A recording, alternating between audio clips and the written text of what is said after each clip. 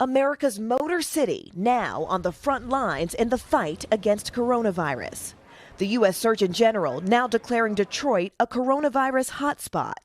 More than 5,000 cases have been reported in Michigan, and those numbers are expected to grow. Our emergency rooms have been packed. We are literally running out of inpatient capacity. Bob Riney oversees operations for the Henry Ford Health System in Detroit. In a leaked draft memo obtained by NBC News, the hospital outlines protocol in a worst-case scenario, saying they would give priority treatment to those who would likely survive. The hospital acknowledged the letter, tweeting, "We crafted a policy to provide guidance for making difficult patient care decisions. We hope never to have to apply them." Riney says hospitals are fighting a battle with no end in sight. Professionally, have you ever seen anything like this? I've been in healthcare for 40 years and been through a lot of different challenges that the industry has faced, but this one is different.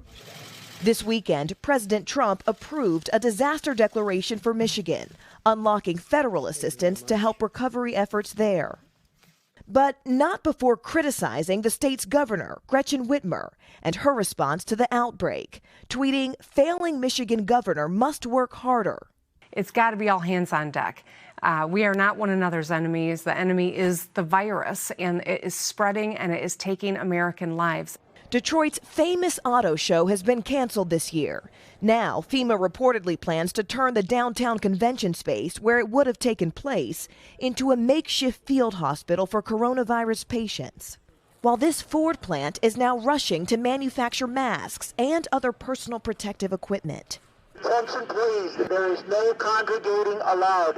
Cases are also skyrocketing in other major cities like Chicago, where an infant believed to be the nation's youngest victim died after testing positive for the virus. And down south, another American hotspot, New Orleans. We are being as creative as we can be, but unleashing more equipment is something that we desperately need as well.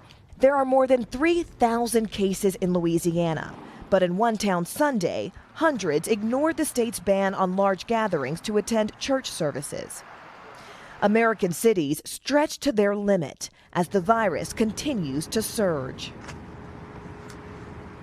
Interestingly, Michigan has put its manufacturing might into the battle against coronavirus, turning traditional auto manufacturing plants into manufacturing locations for traditional medical supply devices. Now, the governor did confirm that she received over 100,000 N95 masks over the weekend. The U.S. Surgeon General declaring Detroit a hotspot and saying cases could get worse over the next week.